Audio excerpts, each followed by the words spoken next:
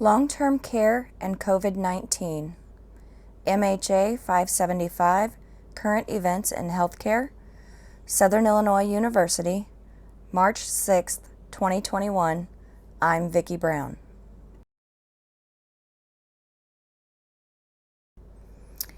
The objectives for my presentation today include providing you with some statistics on COVID-19 in the long-term care settings.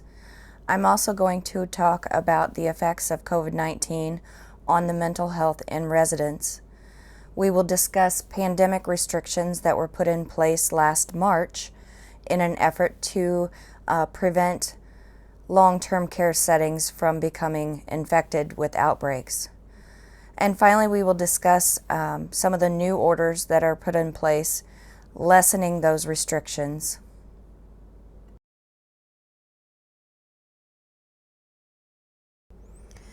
The coronavirus pandemic that began in China in late 2019 and reached the United States in early 2020 has had a devastating impact on the long-term care industry.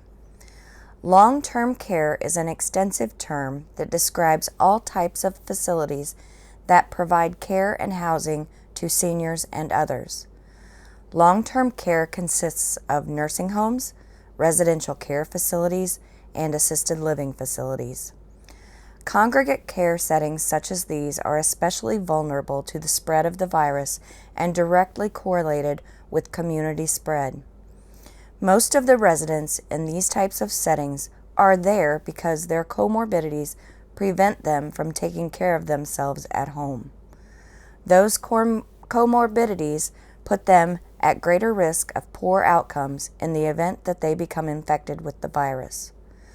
Just as I had talked about in a previous presentation about the mental health effects due to COVID, the long-term care setting has seen a tremendous mental health strain on residents and staff due to pandemic restrictions that were put in place in March of 2020, lightened up a little bit in September of 2020, and then became rigid again when a resurgence of cases began in late fall 2020.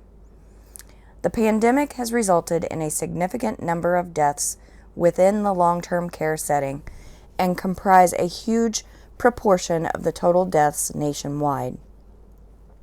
As of late, with the decline in the positivity rate, some states have lightened up their restrictions, allowing visitors to see their loved ones in long-term care facilities. Still adhering to strict guidelines in hopes of not starting any more outbreaks, family members and residents are both consumed with relief to once again be able to visit.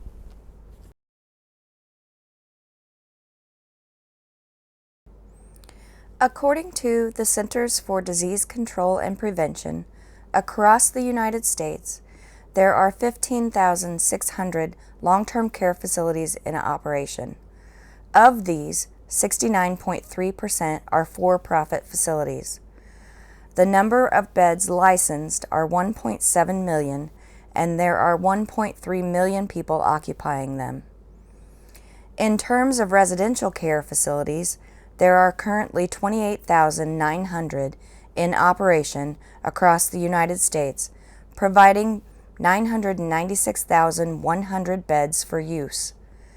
81% of these facilities are for-profit organizations, and there are currently 811,500 beds occupied. The long-term care industry has taken quite a hit during the COVID-19 pandemic. Although facilities went into lockdown when the pandemic arrived in the United States, staff of these facilities come in from the community and are often young and with children, putting the residents at risk for infection. Most of these residents are elderly with comorbidities that often compromise the immune system, making them even more vulnerable for infection and poor health outcomes as a result. According to the COVID Tracking Project, since the beginning of the pandemic, there have been a total of 1,326,512 total cases of COVID in long-term care facilities in the United States. This has resulted in the death of 174,474 residents and has impacted 33,629 facilities. New Hampshire has been the hardest hit, with 69% of total deaths in the state due to COVID being in long-term care facilities. Illinois has had 43% of the total number of deaths due to COVID in long-term care facilities. 34% of the total deaths in the United States from COVID have occurred in long-term care settings. The biggest majority of deaths occurred between January and February of 2021.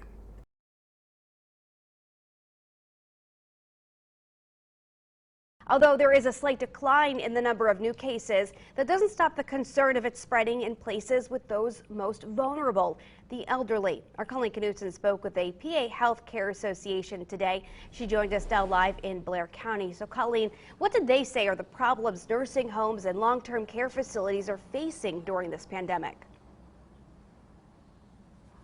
Amanda, the PHCA says facilities just don't have enough of what they need: staffing, personal protective equipment, testing opportunities, and more.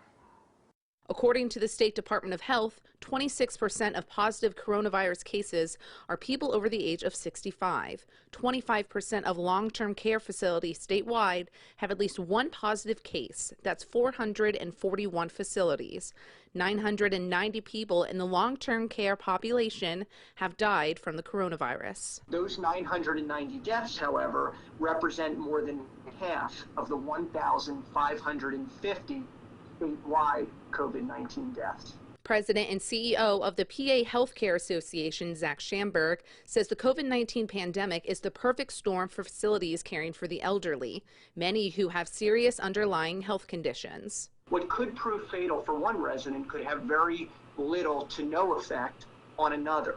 And that's why priority testing for long-term care is so important. Asymptomatic carriers pose a huge concern, Schamberg says, for residents and staff members. Many providers have changed their procedures, assuming that everyone in their facility has COVID-19. Just because you tested negative today does not mean that you'll test negative tomorrow if you get tested at all.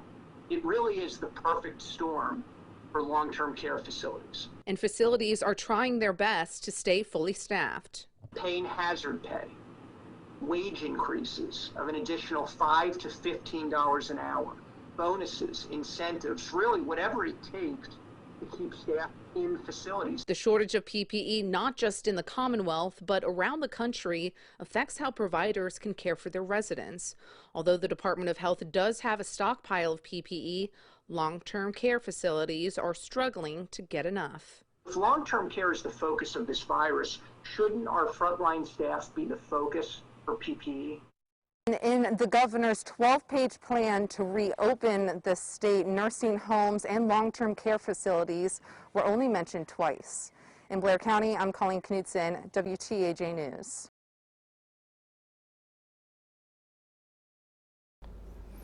Residents in long-term care settings have been forced to be separated from their families and other loved ones and have pretty much lived in complete isolation from the world.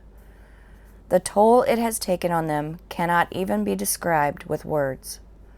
Those with dementia have gotten worse. Some of those without dementia do not even know what day it is. The COVID-19 virus has caused them to age much faster due to the restrictions and effects of the virus. When the United States enforced the first set of restrictions 1 year ago, little did anyone know how long it would be before they could see their loved one in the long-term care setting. As nursing home outbreaks occurred nationwide, family members were helpless. Graham reported that an 84-year-old man living in a nursing home stated, "The depression and sense of loneliness affecting my fellow residents, it's terrible. Having our relatives come back in to see us, it's absolutely necessity for our well-being."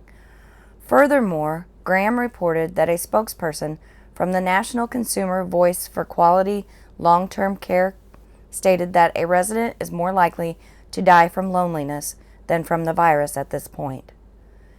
The effects of social isolation can be devastating for the elderly in long-term care settings. A Gronin reports that due to isolation, residents have been confined to their rooms, lack adequate physical activity, direct sunlight and fresh air, and a normal level of social interaction with others. Unable to operate technology that can keep them in touch with their loved ones, they have had to rely on staff to keep them in contact. All of these things can impact the elderly's mental health status.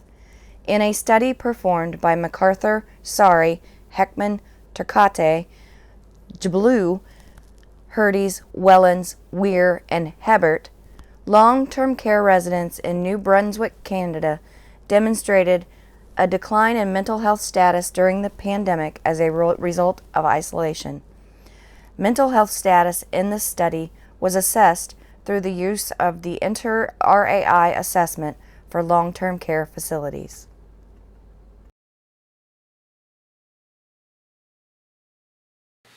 What was once a cozy room now feels like a prison for Chelsea Dreher. She fears the new visitor restrictions will only make it worse. The 32-year-old's mental health is fragile. Every day, I feel myself slipping more and more. It's like you're hanging on to a pole, and it's been greased, and it's harder and harder for you to hang on to it.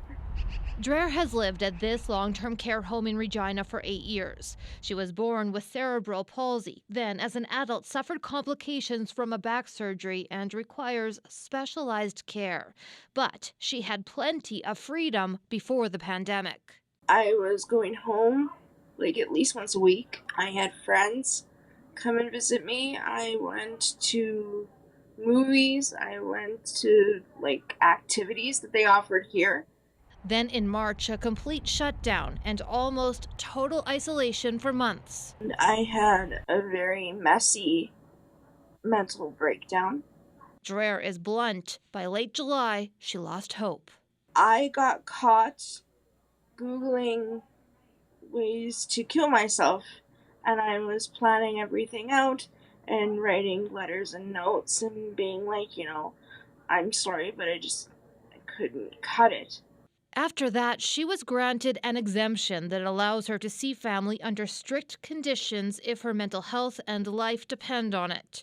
She hopes that does not change. I'm terrified. Our lives are just so limited. Dreher is tired of everyone else deciding what's best for her. So for those on the outside, a message from the inside. You are doing this to protect us. I get that. But you also didn't ask us. Bonnie Allen, CBC News, Regina. In March of 2020, nationwide restrictions were put into place for the long-term care setting as directed by the Centers for Disease Control and Prevention with recommendations from the Center for Medicare and Medicaid Services. The following guidelines were put into place. All facilities should restrict visitation of all visitors and non-essential health care except in cases of compassionate care situations, such as that at end of life. In those cases, visitors should be limited to a specific room only. Facilities are expected to notify visitors to defer visitation until further notice. For individuals that come in due to compassionate care situations, facilities should require them to perform hand hygiene and use personal protective equipment such as face masks. Decisions about visitation during end of life should be made on a case-by-case basis, which should include careful screening of the visitor for fever or respiratory symptoms. Those with symptoms of a respiratory infection should not be permitted to enter the facility at any time, even in end-of-life situations. For visitors that are permitted, they must wear a face mask while in the building and restrict their visit to the residence room only or a designated location by the facility. All communal dining and group activities, such as internal and external group activities, are to be canceled. There should be active screening of residents and staff for fever or respiratory symptoms. Residents should be reminded to practice social distancing and perform frequent hand hygiene. All staff should be screened at the beginning of their shift. Actively take their temperature and document absence of shortness of breath, new or changing cough, and sore throat. If personnel are ill, they need to put on a face mask and self-isolate at home. For any individuals allowed within a facility, they should be provided instruction before visitors enter the facility and residence room. They should be provided instruction on hand hygiene, limiting surfaces touched, and the use of PPE. Individuals with fevers, other symptoms, or unable to demonstrate proper use of infection control techniques should be restricted from entering the facility. Facilities should communicate through multiple means to inform individuals and non-essential healthcare of the visitation restrictions, such as through signage at the entrance, letters, emails, phone calls, and recorded messages. Facilities should identify staff that work at multiple facilities and actively screen and restrict them accordingly. Facilities should also review and revise how they interact with vendors and receiving supplies.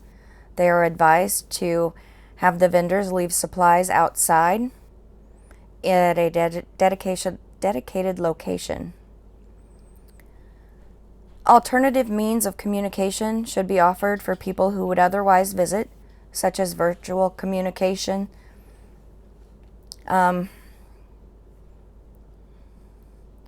Their access should be limited to guidance provided already. All visitors and any individuals entering the facility should be monitored for infection for at least 14 days after leaving the facility.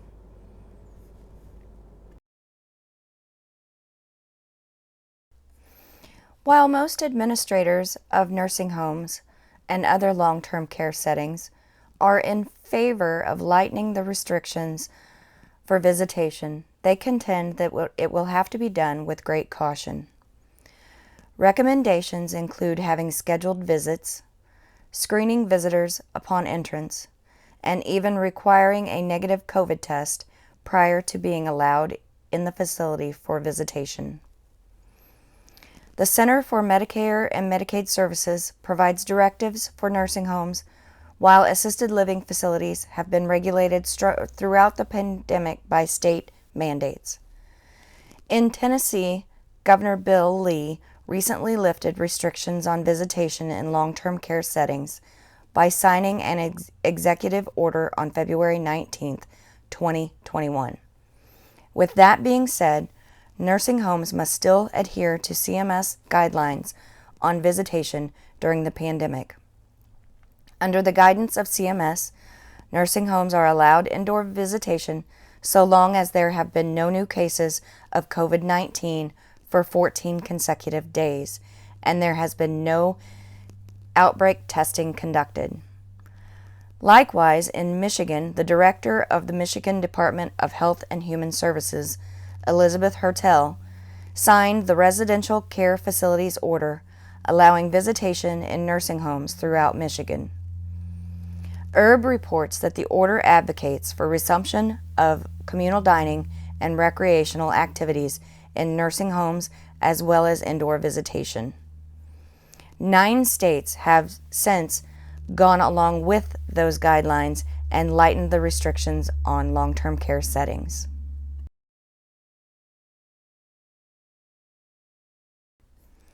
Recently, the United States has seen a decline in the positivity rate for COVID-19.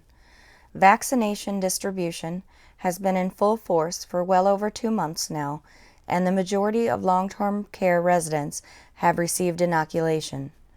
The pandemic is far from over, but hopefully with widespread vaccination Outbreaks in the long-term care setting will be curbed, and residents can resume their normal activities, placing less of a strain on their mental health.